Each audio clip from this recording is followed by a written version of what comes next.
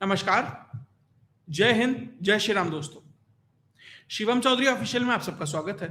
आगे बढ़ने से पहले आप सबसे रिक्वेस्ट है, वीडियो को लाइक कीजिए, चैनल को सब्सक्राइब कीजिए और शेयर करना मत भूलिएगा।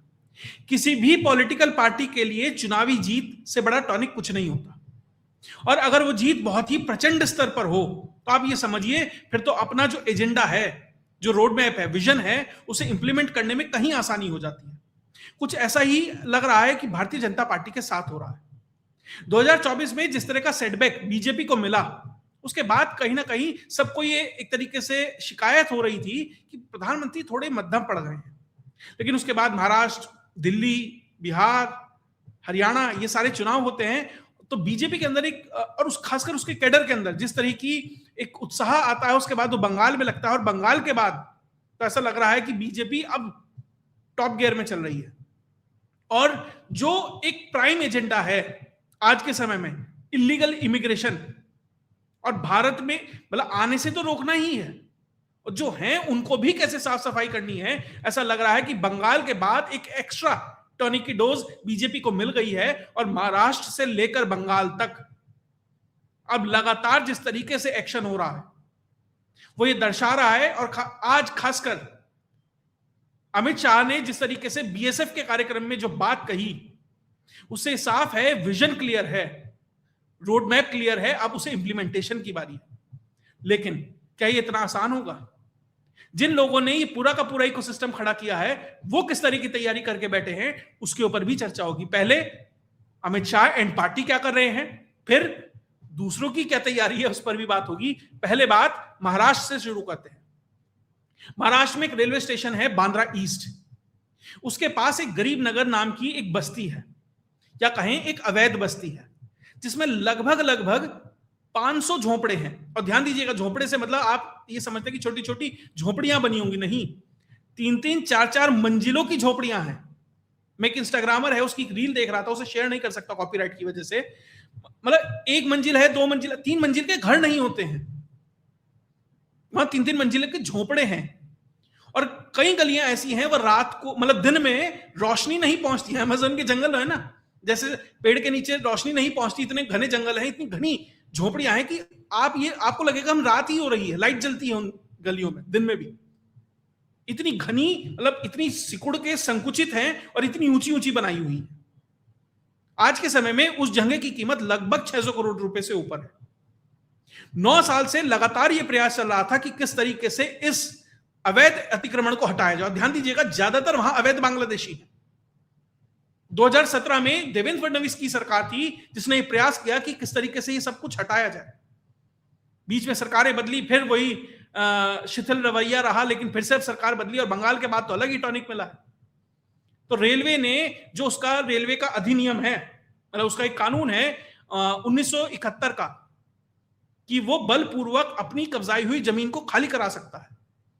तो देवा भाव की पुलिस के सहयोग से और रेलवे के कर्मचारियों के सहयोग से वो जमीन खाली कराई जा रही है। 19 तारीख से 23 तारीख तक एक बड़ा एनक्रोचमेंट ड्राइव चलाया जा रहा है, मतलब डेमोलिशन ड्राइव चलाया जा रहा है। और जिस तरीके से वहां पे डेमोलिशन चल रहा है, ये वो जगह है जहां से वेस्टर्न रेलवे की बड़ी परियोजना निकलनी है। सांता क्रूज से लेकर मुंबई सेंट्रल के बीच में लाइनों का एक्सपेंशन होना है। 5वीं और 6ठी लाइन वहां से बिछ नहीं पा रही है। बुलेट ट्रेन का स्टेशन वहां बनना है। बांद्रा कुर्ला का जो कॉम्प्लेक्स है, जो आप ये मानिए मुंबई में जो सबसे में से कुछ होगा, वो बिजनेस कॉम्प्लेक्स उसके बहुत पास है। ऐसी बहुत सारी चीजें हैं। बहुत जरूरी था स्ट्रेटेजिक पोजीशंस को किस तरीके से कब्जा किया जाता है, या आप इन चीजों से समझिए। और मुंबई में जो एक बड़ा इंक्रोचमेंट है, उसमें जो सबसे बड़ा सहयोगी किसी समय में रहा वो सुनील दत्ता। सांसद के रूप में उन्होंने जिस तरीके से बढ़ावा दिया और उस मॉडल को बाद में सबने अपनाया। लोग, मतलब और तो कोई क्या करता है, पहले क्या होता था, अवैध वोटरों को वोट डलवाया जाता था। इन्होंने बसाना शुरू किया प्राइम लोकेशंस पे, सरकारी जमीनों पे, और ये चलता रहा। लेकिन ऐसा लग रहा है कि अब इन अवैध बांग्लादेशियों को वहां से अच्छी तरीके से चुन चुन के भगाया जा रहा है। जो डेमोलिशन ड्राइव हुआ है, ये उसका एरियल फुटेज है। मतलब आप ये समझिए, जो फुट ओवर ब्रिजेस हैं वो छतें बन गई थी झोपड़ियों की। मतलब आप कनेक्ट नहीं कर पा रहे थे 2 अलग अलग प्लेटफॉर्म्स को, क्योंकि उनके बीच में झोपड़ियां थी, उनके बीच में सब कुछ था। अब 5 दिन ये डिमोलिशन ड्राइव चल रहा है, कल तक चलेगा। और वहां पर अब जब ये सब पहुंचे, जब ये होने लगा, तो वहां पत्थरबाजी हो रही है, सपोर्ट सिस्टम क्रिएट हो रहा है। एक वहां पे एनजीओ है जन हक संघर्ष समिति, ऐसे संगठन खड़े हो गए हैं उन्हें बचाने के लिए। कहां से अचानक से संगठन आ जाते हैं, एनजीओ आ जाते हैं, वकील आ जाते हैं, कोर्ट पहुंचने लगते हैं। और ये सब हो रहा है कोर्ट ऑर्डर के बाद। यार अब ज्यादा स्कोप बचा नहीं है। तो ये जिस तरीके से अब चुन चुनकर इन लोगों को भगाया जाएगा, ये शुरुआत है। कुछ फुटेजेस हैं, देखते हैं। मैंने ऑडियोज नहीं लगाए क्योंकि फिर वही कॉपीराइट की बात आ जाती है। तो किस तरीके से डेमोलिशन हुआ है, साफ कर दिया गया।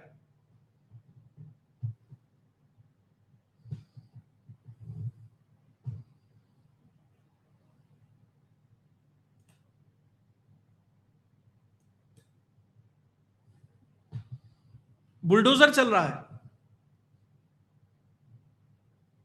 अब जो इसमें व्यक्ति कह रहा है कि भैया मस्जिद के ऊपर बुलडोजर चलाया जा रहा है। आप इलीगल जगह, पहली बात तो इस्लाम ही ये कहता है कि भैया इलीगल जगह पर, कब्जाई हुई भूमि पर आप कोई भी धार्मिक स्थल बना ही नहीं सकते। और आप उसके बाद बनाते, और मोडस ऑपरेंडी बहुत आसान है। पहले एक झोपड़ी बनाई जाएगी कि गरीब बसा है, सब गरीब है यहाँ पे, फिर उसके बाद 2 मंजिल हो जाएगी, फिर 3 मंजिल हो जाएगी। जब उसे रहते हुए वहां सालों हो जाएंगे, तो कोई एनजीओ आएगी जिसने ऑलरेडी शुरुआत से उसे मदद की है, उसके ऊपर बाद में 2 या 4 मीनारें बना देगी, और रातों रात वो झोपड़ा मस्जिद में तब्दील जाएगा। और फिर कहा जाएगा अरे साहब हम तो बहुत सालों से रह रहे थे यहां पर। इस तरीके से ये सारा का सारा एनक्रोचमेंट होता है। और जब बुलडोजर चलने लगा तो भगदड़ मच गई।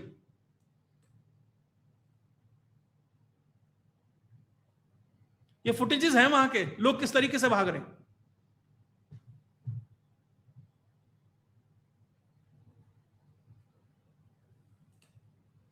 तो जो साफ सफाई, जो असल में जो गंदगी होनी ही नहीं चाहिए थी, अब उसकी साफ सफाई चल रही है। आज वहां पे पत्थरबाजी हुई, पुलिस वाले घायल हैं, आम सिटीजन घायल हैं। सड़क में जो खड़ंजा लगा होता है, जो फुटपाथ बना होता है, उसकी टाइलें निकाल निकाल कर पुलिस के ऊपर मारी गई है। उसके बाद वहां पुलिस एक्शन हुआ। जिस तरीके से वहां लाठी चली है, अब ये लोग रो रहे हैं, अरे बड़ा दिक्कत हो गई। अब रात में गरीब आदमी कहां जाएगा। उस व्यक्ति ने ये नहीं सोचा कि भैया आप इलीगल रह रहे हो, आपको बार बार ये कहा जा रहा है कि आपकी जमीन नहीं है, बल्कि देश भी नहीं है इनमें से 80% का, 90% का, हो सकता है 10-20% कुछ भारतीय मुसलमान भी हो, ज्यादातर बांग्लादेशी हैं। और उनके लिए वहां का विधायक है वरुण सरदेसाई, यूबीटी से आता है, ऐसे लोग खड़े हो रहे हैं। स्वरा का पति है, वो कह रहा है, ये सारे सपोर्ट में आके खड़े हो गए। और जब यहां पर कोर्ट ने आदेश दिया कि स्टेट गवर्नमेंट, रेलवे, कोर्ट, इनके ऑफिसर्स की एक टीम बनाई जाएगी और वहां जांच की जाएगी कि कितने लोग का जो घर है वो लीगल है और कितनों को रिहेबिलिटेशन दिया जा सकता है।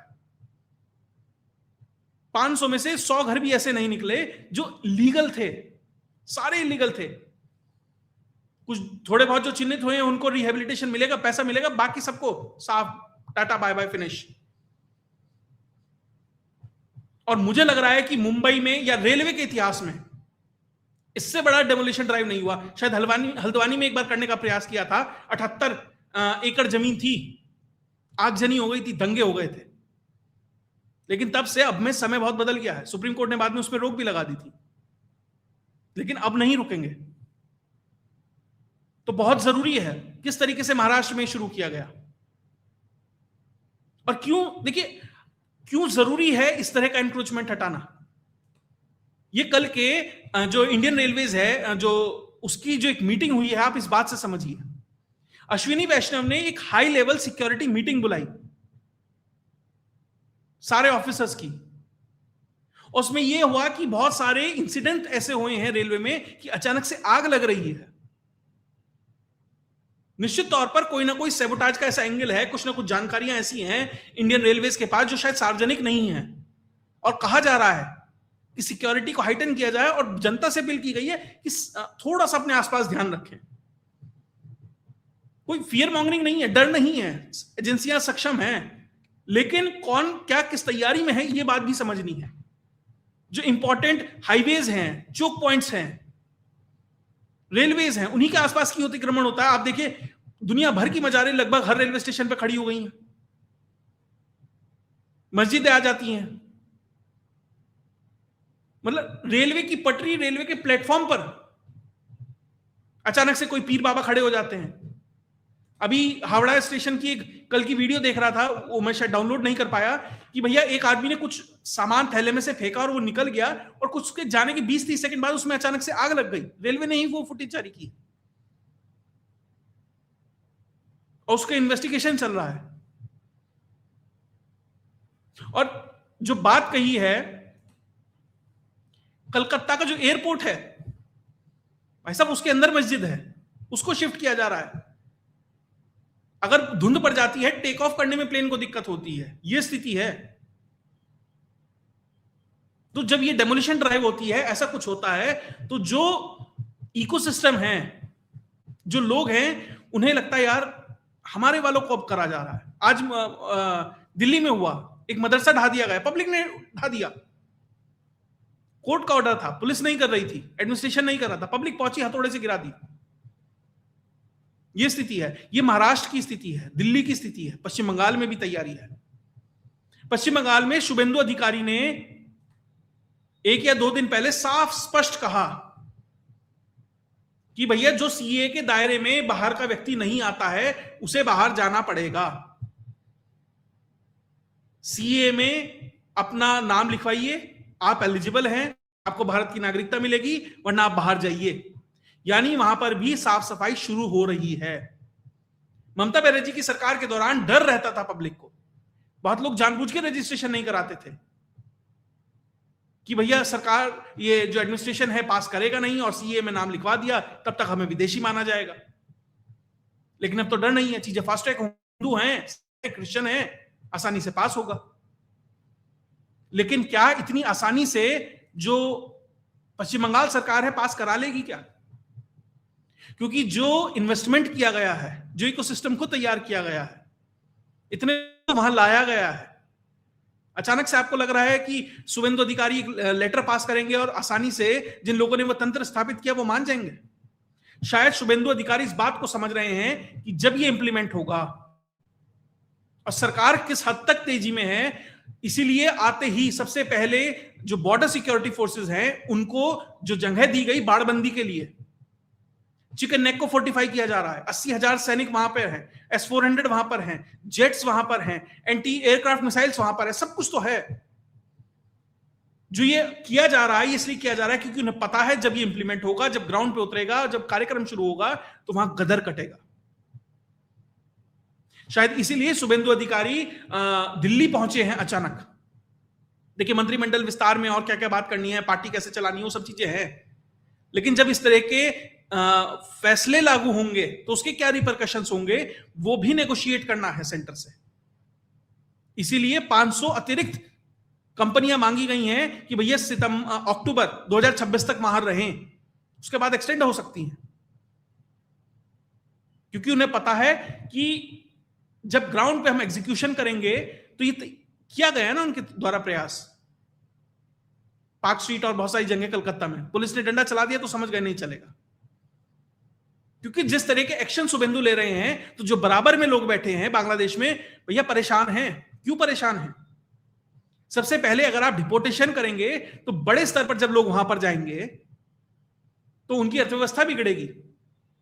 एनएसए से लेकर प्रधानमंत्री तक हर कोई कह चुका है कि भैया भारत ये प्रयास ना करे, लेकिन भारत तो इसमें प्रयासरत है, भारत तो इसमें सीरियस है। और किस हद तक सीरियस है इस बात से समझिए, आज ही अमित शाह ने कहा है कि भैया ऐसा है, हमने नक्सल मुक्त भारत बनाने का प्रयास किया था। जब उसकी बात की थी तो बहुत लोगों को यह लगता था कि ये तो हो ही नहीं सकता है।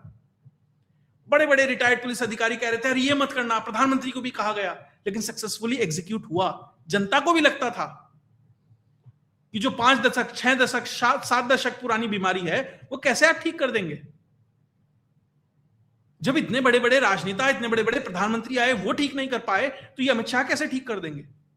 सॉल्यूशन हुआ, चीजें सॉल्व हुई। अब वही बात, जो इलीगल बांग्लादेशी, रोहिंग्या और जो भी हैं, जब उनके ऊपर एग्जीक्यूट होगी, देखिए यहां थोड़ी मुश्किल है चीजें करनी, क्योंकि जब आप माओइज्म के खिलाफ लड़ रहे थे, जब आप नक्सलियों के खिलाफ लड़ रहे थे, आपको एक सेट टारगेट दिखाई देता था, इसके पास बंदूक है, तो उस समझ आता था उस एरिया में है। लेकिन आपको जिससे लड़ना है भैया, वो आप और हम जैसा ही है, कम से कम इस देश में रहने वाली 20% आबादी जैसा तो है भाई। टोपी लगाएगा, कुर्ता पहनेगा, दाढ़ी रखेगा, मतलब दिखेगा तो वैसा ही ना। तो आप कैसे बताएंगे कि 20% जैसा है कि वो जो बांग्लादेशी है वो है? निश्चित तौर पर टफ टास्क है। सबसे पहला टारगेट ये सेट किया है कि जो स्मार्ट फेंसिंग है वो की जाती है, उसमें ड्रोन्स हैं, कैमरे हैं, सेंसर्स हैं, मॉडर्न इक्विपमेंट्स हैं, वो लगाए जाएंगे। और टारगेट सेट किया अगले 1 साल में कर देना है। उसके बाद इनका निष्कासन होगा, और उसकी तैयारी पहले से कर ली गई, फॉरेनर्स इमिग्रेशन एक्ट और वो सब संशोधित करके, कि आने वाला ही नहीं, लाने वाला भी उसमें जिम्मेदार है। जब आप इन सबको एक साथ एग्जीक्यूट करेंगे कि आप आने वालों को रोकेंगे और जो रह रहा है उसको बाहर धक्का देंगे अलग अलग तरीके से, तो भैया बांग्लादेश में तो चीखें निकलेंगी।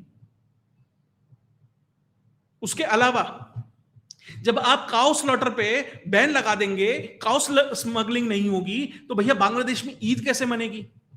उसके माध्यम से जो पैसा जनरेट जमात को होता था वो कैसे होगा? तो उनको दिक्कतें होंगी। और जब उनको दिक्कतें होंगी, जो भारत से फंड जाता था, तो भैया वो अपने आकाओं को कहेंगे कि भैया तुम कर क्या रहे हो? तुम तो बड़ी बड़ी हाँकते थे कि भैया हम बांग्लादेश को यूक्रेन बना देंगे।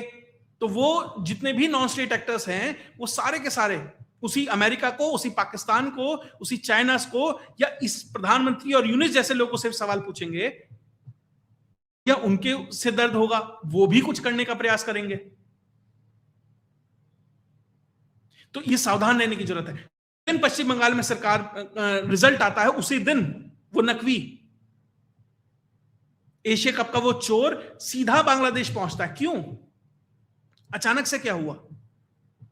अब खबर एक और आ रही है कि आसिम मुनीर और शहबाज शरीफ भी वहां पहुंच रहे हैं।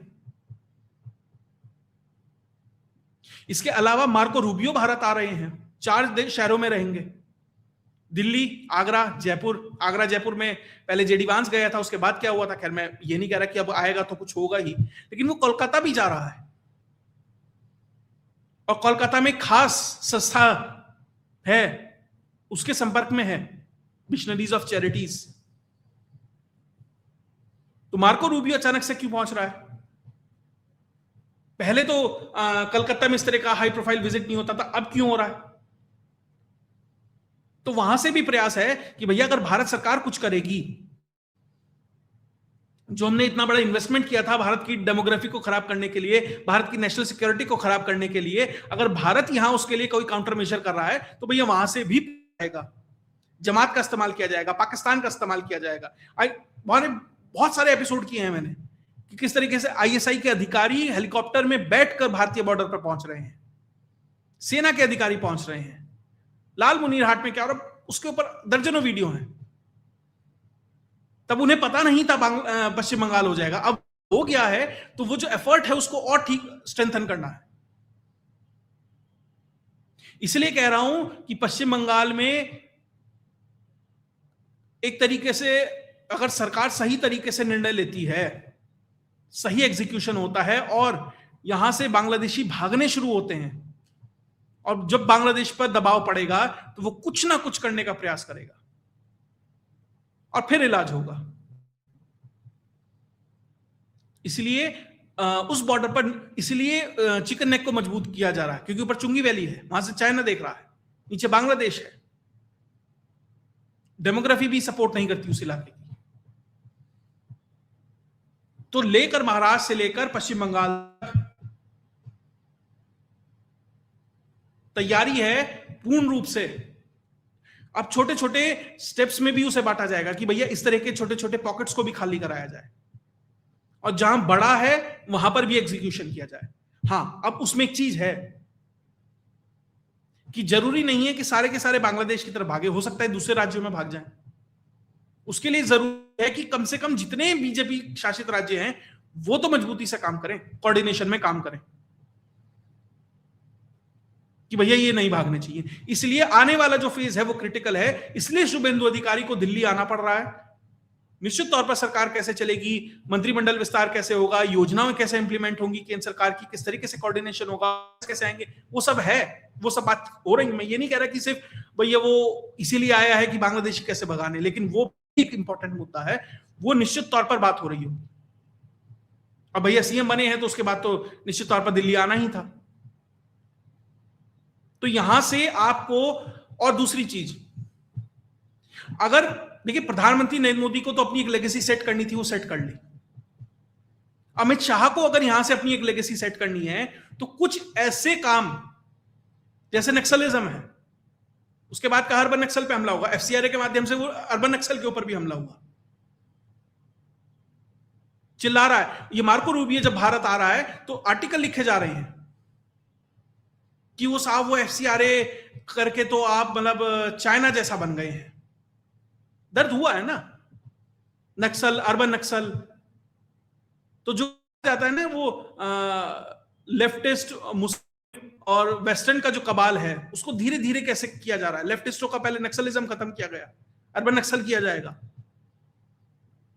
जो ये मुस्लिम ब्रदरहुड और ये डेमोग्राफी चेंज वाला है, अब इसके थ्रू एग्जीक्यूट, मैं ये नहीं कह रहा इसमें 100% सफलता मिलेगी। आप अगर 60-70% भी डिवीजन भी पास होते हैं तो भारत को बहुत बड़ा सांस लेने का मौका मिलेगा, क्योंकि ये वो डिस्पोजेबल एसेट हैं जिनका इस्तेमाल भारत में किसी भी तरीके से किया जा सकता है।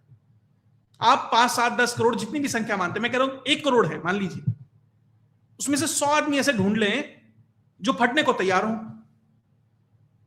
आप सोचिए क्या होगा इस देश में, और बाद में ये कह देंगे भैया ये तो विदेशी थे, हमें क्या पता।